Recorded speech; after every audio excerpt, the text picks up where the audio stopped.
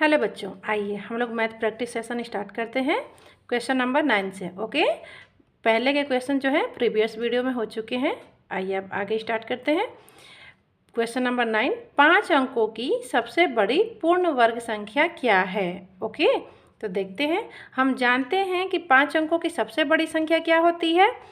बताइए, 5 अंकों की जो सबसे बड़ी संख्या होती है वो होती है 99,999। ओके, अब देखिए आपसे क्या पूछा जा रहा है, सबसे बड़ी पूर्ण वर्ग संख्या। तो पूर्ण वर्ग संख्या निकालने के लिए क्या करेंगे हम कि जो 5 अंकों की सबसे बड़ी संख्या है इसका वर्गमूल निकालते हैं। ओके, लास्ट में देखिए जब माइनस करेंगे तो ये बचेगा क्या, आपका 143। ओके, बस तो हमें क्या निकालना था, 5 अंकों की सबसे बड़ी पूर्ण वर्ग संख्या। ओके, तो ये निकालने के लिए हम क्या करेंगे कि 99,999 में से क्या माइनस कर दें, जितना बचा, क्या बचा था 143, तो हम ये माइनस कर देंगे 143, तो हमारा आंसर हो जाएगा 99,856। क्लियर। आइए नेक्स्ट क्वेश्चन देखते हैं, क्वेश्चन नंबर 10। क्वेश्चन नंबर 10 क्या कह रहा है, देखिए एक नंबर दिया गया है 0 पॉइंट, ठीक है, 4 टाइम्स 0, 1 2 3 4 एंड 4 5। कह रहा है इतना का वैज्ञानिक संकेतन क्या होगा। वैज्ञानिक संकेतन, देखिए इसको लिखने का क्या तरीका है, ये जो दशमलव है वो एक अंक के बाद, यानी कि जो नंबर है हमारा क्या है, नंबर 0.0000, ठीक है, 4 5। ओके, तो इसको लिखने का सही तरीका है 4.5, यानी 4.5 गुणे, यहाँ ध्यान दीजिए 10, इसके घात कितना। अब देखिए 1 2 3 4 5 नंबर, हम इसको किधर शिफ्ट कर रहे हैं, दशमलव को राइट साइड। ओके, तो हमारा यहाँ पे घात कितना हो जाएगा, -5। ओके, ध्यान दीजिएगा -5 घात होगा, ठीक है, इसको राइट साइड शिफ्ट कर रहे हैं 4.5। ओके, बस यही आपका आंसर। नेक्स्ट क्वेश्चन देखिए, नेक्स्ट क्वेश्चन है हमारा संख्या, क्वेश्चन नंबर 11। देखिए संख्या दिया गया है एक नंबर, क्या नंबर है, 3186। ओके, एंड 500, इसके आगे क्या 30, इतना नंबर है, क्वेश्चन नंबर 11। ओके, इतना का मानक रूप क्या होगा, मानक रूप, ठीक है, तो मानक रूप यानी देखिए इसको हम क्या करें, घात के रूप में लिखें, ठीक है, दशमलव लगाकर। तो देखिए आपका नंबर क्या है, तो हम यहाँ दशमलव लगाते हैं 3.1865। ओके, मानक रूप लिखते कैसे हैं, ध्यान दीजिएगा, 10 के घात कितना, 1 2 3 4 5 6 7 8 9, हमने दशमलव कहाँ लगाया है, 3 के बाद, ठीक है, तो यानी कि 3 के बाद लगाया है, और 1 2 3 4 5 6 7 8 9, 9 नंबर, ठीक है, 9 नंबर पहले यहाँ पर, तो हमारा घात कितना हो जाएगा 9। ये हो गया आपका मानक रूप। ओके, 3.165 गुणे 10 के घात कितना, 9। नेक्स्ट क्वेश्चन देखिए, प्रथम क्वेश्चन नंबर 12। देखिए क्या है, प्रथम 120 क्रमागत प्राकृतिक संख्याओं का योगफल बताइए। ओके, क्या करना है आपको, योगफल बताना है। किसका योगफल बताना है, प्रथम 120 प्राकृतिक संख्याओं का। बस तो हम जानते हैं, आइए प्रथम 120 यानी कि पहले 1, और योगफल यानी 1 + 2 + 3 + 4, ऐसे कहाँ तक, प्रथम 120, तो 120 लिखेंगे नहीं, डॉट डॉट डॉट कर देते हैं, और 120 इतने की वैल्यू बतानी है आपको, ठीक है। तो जब भी इस तरह का क्वेश्चन आए तो इसके लिए एक फार्मूला बनाया गया है योगफल का। क्या होता है वो, प्रथम पद, ओके, प्रथम पद प्लस अंतिम पद, ओके, अंतिम पद बटा क्या 2, और मल्टीप्लाइड बाई कुल पद। ओके, कुल पद, ठीक है, ये आपका फार्मूला है। ओके, तो अब देखिए बस फार्मूले में मान हम लोग प्लेस करते हैं। तो योग हो जाएगा प्रथम पद यानी कि 1 प्लस अंतिम पद यानी कि 120 बटा 2 और सब में मल्टीप्लाई कर दें किसका, कुल पद क्या है 120। क्लियर, बस इसको ऐड करके लिखिए, ये हो गया 121 बटा 2 गुणे क्या 120। अब यहाँ 2 से ये कैंसिल करा दीजिए 60।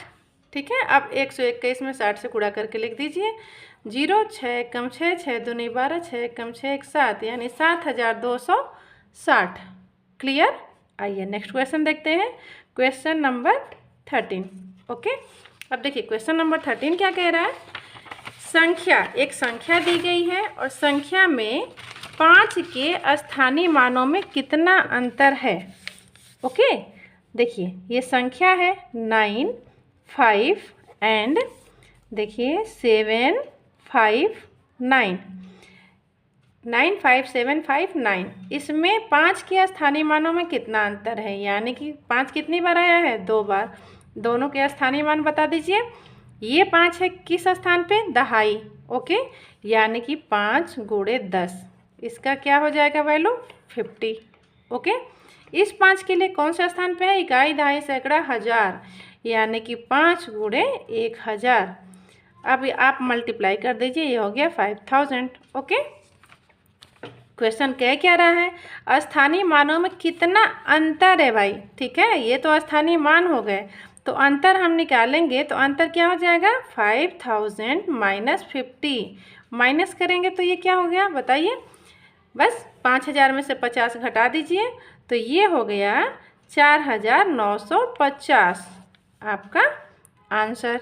क्लियर, बस ऐसे ही क्वेश्चन आपको लगाने हैं। ओके, नेक्स्ट क्वेश्चन देखिए 4750 में से क्वेश्चन नंबर 14। क्वेश्चन नंबर 14 क्या कह रहा है, देखिए 4750 में से किस सबसे छोटी संख्या को घटाने पर क्या होता है, एक पूर्ण वर्ग संख्या प्राप्त होती है। बिल्कुल पहले की तरह क्वेश्चन है, जहाँ पर भी एक पूर्ण वर्ग संख्या की बात की जाए। क्वेश्चन अभी हम लोग एक ऐसा क्वेश्चन किए हैं, क्वेश्चन नंबर 9। ओके, तो जब भी एक पूर्ण वर्ग संख्या की बात होती है तो वहाँ पे हम लोग वर्गमूल का यूज़ करते हैं। ठीक है, यहाँ देखिए 4750। अब इसमें क्या कहना है, किस सबसे छोटी संख्या को घटाया जाए कि एक पूर्ण वर्ग संख्या क्या हो, प्राप्त हो। तो हम क्या करेंगे, इसका वर्गमूल निकालते हैं। ठीक है, आइए चलिए वर्गमूल निकालते हैं। तो वर्गमूल निकालेंगे तो ये 6 बार 6 6 आके देखिए 36, घटा दीजिए, घटाएंगे तो ये 1 1, देन यहाँ से 50। अब देखिए ये 6 बार गया तो यहाँ ये जोड़ दीजिए आप, ये हो गया 12। अब कितनी बार जाएगा 8। ओके, तब 8 से फिर गुणा करके लिखिए, 8 8 64, 8 दूनी 16, 16 6 22, 8 1 8 2 10। तो ये आपका क्या आ गया, माइनस करके लिखिए 6 2 एंड 1। ठीक है, यानी कि घटाने के बाद एक संख्या मिली, वो कौन सी संख्या है 126। क्वेश्चन में क्या कह रहा था, किस सबसे छोटी संख्या को घटाने पर, यानी कि वो संख्या क्या है 126। इसको यदि हम 4750 में से घटा देंगे तो क्या हमें मिलेगा, एक पूर्ण वर्ग संख्या। ओके, आइए next question, question number 15। Question number 15 क्या कह रहा है, ध्यान दीजिएगा। क्वेश्चन नंबर 15 है, यदि दो संख्याओं का योगफल एवं गुणनफल। ओके, यदि दो संख्याओं का योगफल एवं गुणनफल क्रमशः 12 और 35 है तो उनके व्युत्क्रम का योगफल क्या होगा। ठीक है, तो दो संख्या नहीं दी गई है तो हम मान लेते हैं, माना वो दो संख्या x और y है। बस क्वेश्चन जैसे कह रहा कीजिए, कह रहा है कि यदि दो संख्याओं का योगफल, इसका योगफल निकाल दीजिए x प्लस वाई, ऐसा लिख सकते हैं। योगफल दिया गया है, क्या दिया गया है 12। गुणनफल यानी कि एक्स वाई भी दिया गया है 35। ठीक है, इतना आपको क्वेश्चन में दिया गया है। तो उनके व्युत्क्रमों का योगफल क्या होगा। ठीक है, क्वेश्चन क्या पूछ रहा है, उनके व्युत्क्रमों का योगफल क्या होगा। हमने संख्या माना है x और y, तो इसका व्युत्क्रम क्या हो जाएगा भाई 1/x। और योगफल क्या रहा है तो प्लस 1/y। बस इसी का मान निकाल देना है। तो इसको थोड़ा सॉल्व कर लेते हैं। एक्स वाई एलसीएम हो गया तो अंश में क्या आएगा y प्लस एक्स। ये प्लस में है तो इसको हम लोग x प्लस वाई भी लिख सकते हैं बटा एक्स वाई। क्लियर। अब देखिए मान पुट कर दीजिए। x प्लस वाई का मान मालूम है कितना 12, एक्स वाई का मान है 35। बस आपका आंसर आ गया 12/35। क्लियर। नेक्स्ट क्वेश्चन देखिए। नेक्स्ट क्वेश्चन है हमारा क्वेश्चन नंबर 16। क्वेश्चन नंबर 16 क्या कह रहा है, ध्यान दीजिएगा। 60 और 80 के बीच सभी अभाज्य संख्याओं का योग क्या होगा। बस ये तो योगफल निकालना है। किसके बीच 60 और, यानी कि 60 और किसके बीच 80 के बीच अभाज्य संख्या मालूम होनी चाहिए। तो 60 और 80 के बीच अभाज्य संख्या कौन सी हो जाएगी बताइए। 61, ठीक है, देन 67, अगेन 71 प्लस 73।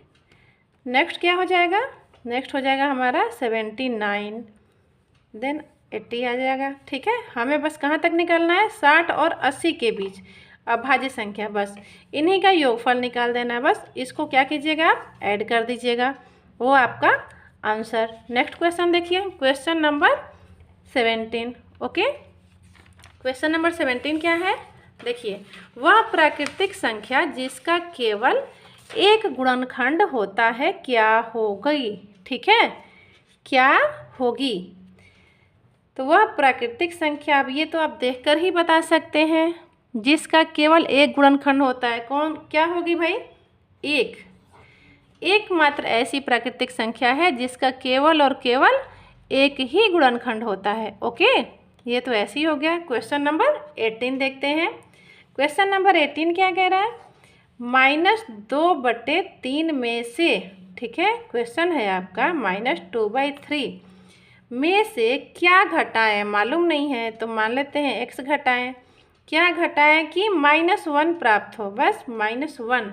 ओके, तो इसको सॉल्व कर दीजिए इस इक्वेशन को बस, और x की वैल्यू आ जाएगी। तो x को इधर ही रहने दीजिए चिन्ह के साथ, -x यहीं रहा, -1, -2/3 को इधर पक्षांतर करके ला दीजिए, ये हो गया +2/3।